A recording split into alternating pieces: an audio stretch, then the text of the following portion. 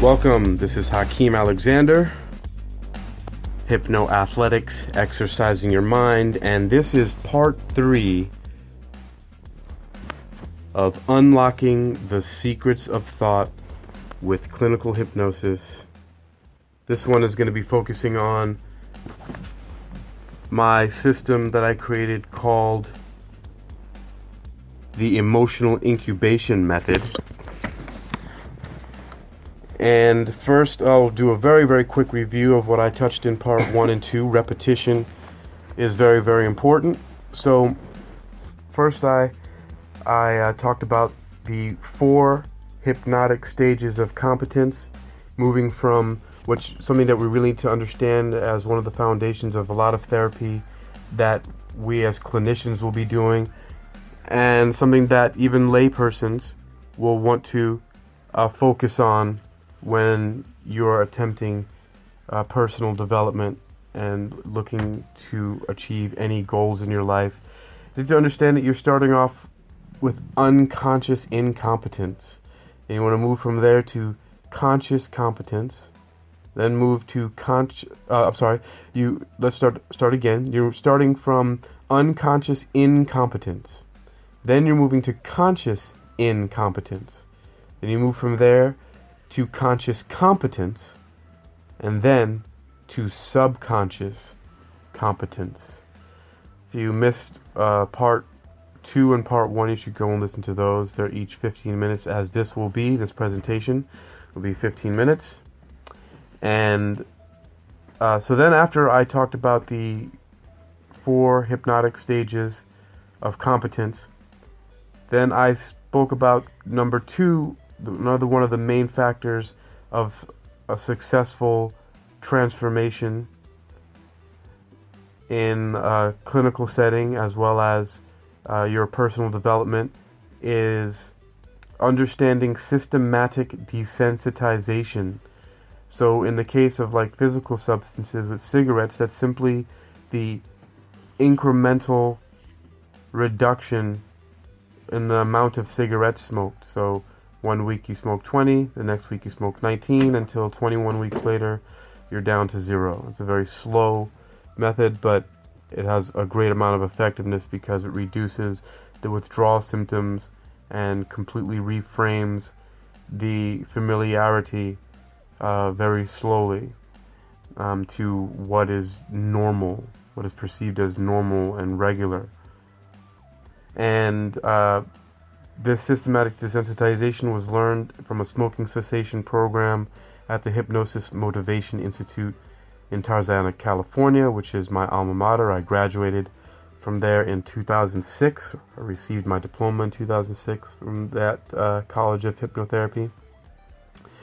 And then after that, I learned about the Bregan withdrawal protocol from psychologist Dr. Peter R. Bregan, who's known as the Conscience of Psychiatry, in his book called Your Drug May Be Your Problem, and in a few brief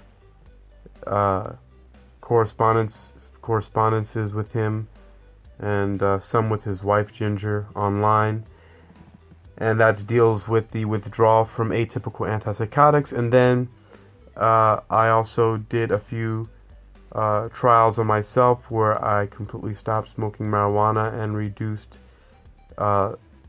all of the withdrawal symptoms from that, which I had experienced before. So I decided to put this protocol into play, systematic desensitization, to stop that, and also for stopping and reducing the withdrawal effects from caffeine. So those are all rationale in support of the systematic desensitization methodology, and using that in a lot of different transformational processes. So now, this thing that I created, this system called emotional incubation, is also, such a foundational process to understand. And it consists of these 3 parts. What I for now I'm calling sampling, and then anchoring, and then association, and sometimes it might even be called reassociation.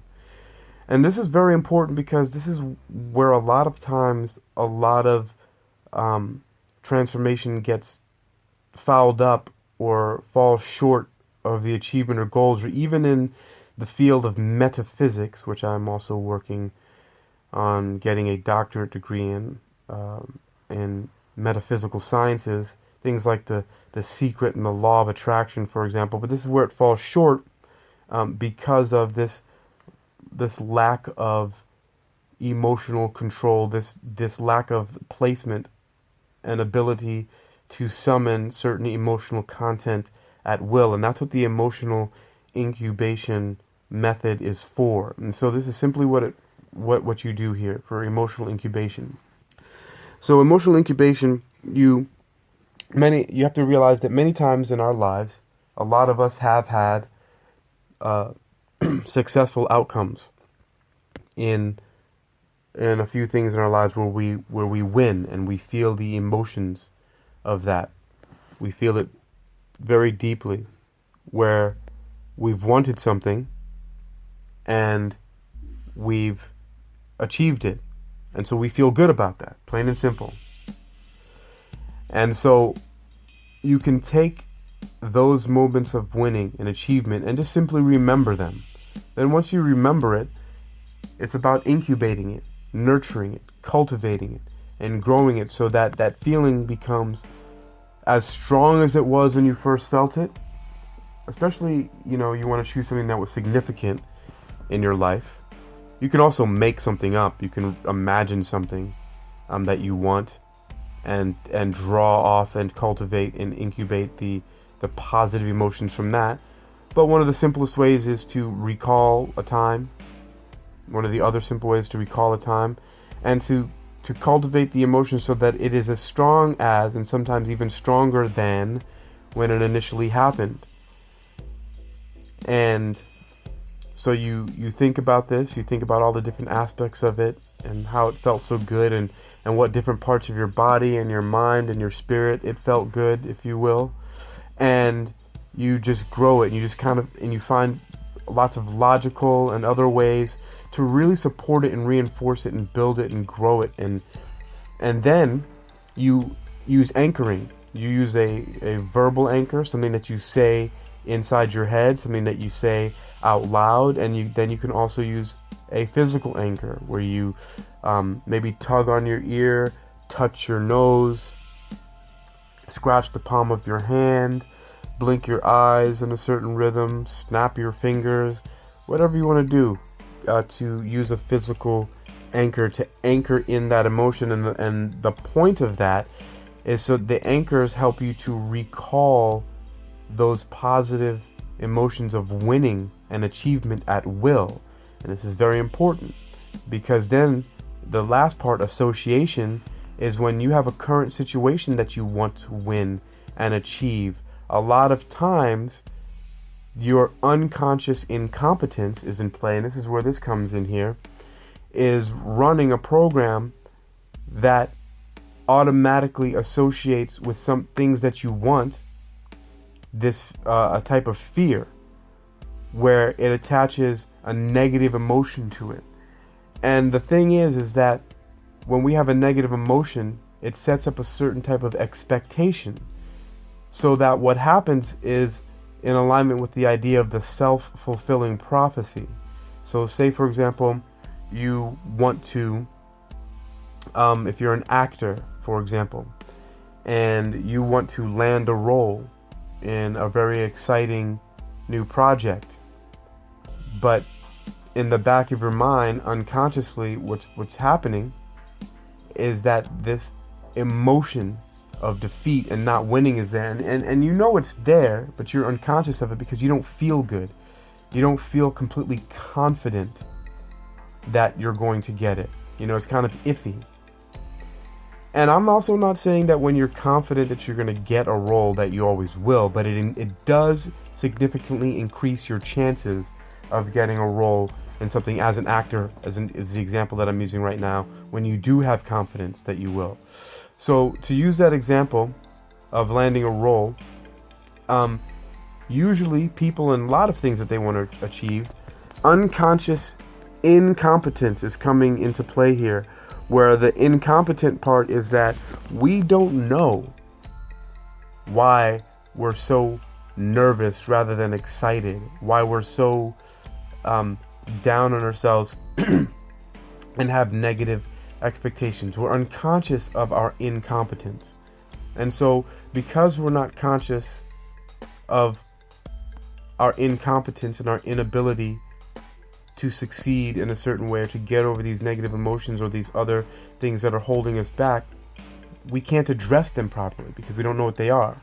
So we need to move into a conscious incompetence where we start to know that what's holding us back. And a lot of times that's the lack of emotional intelligence and emotional mastery, because unconsciously we're attaching these negative emotions of failure to the goal. We might be able to see the thing that we want so clearly in so many different details, and all that's great. All that's a good part of getting what you want. But if you're imagining in great detail everything that you want, you can actually see yourself winning, but at the same time a negative emotion of failure is being attached to it, then a lot of times that's actually what's going to win. Rather, it's going to be a self-fulfilling prophecy to match that emotion. That's the point that I'm getting at, is that the results that we get more often match the emotions that we're feeling, not necessarily the details of what we can imagine. And imagination comes in many forms. A lot of people tend to gravitate towards thinking that imagination is always visual, but it's not. Imagination and imagery come in many different forms and senses. I can think of at least 9 different senses beyond the 5 senses that most people talk about. So, what we're doing with the emotional incubation method is automatically moving ourselves from unconscious incompetence to conscious competence. And in the sense that now we're taking a little bit of control and we're becoming conscious that part of the problem, a lot of times, mostly in fact, is that we don't have emotional mastery or emotional intelligence. And so once we incubate the type of emotion that we want to associate or attach to or anchor to the current experience, we've already moved into conscious incompetence. We understand what we're doing wrong, and it's that we've been attaching emotions of failure to our goals that we've envisioned that we want so much.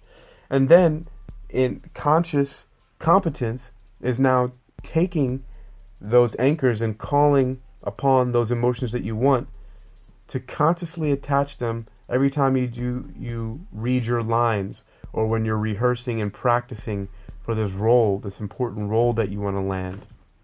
You're using your verbal and your physical anchors to stimulate and trigger those incubated and cultivated emotions of success and achievement with the current situation. And you're doing that consciously.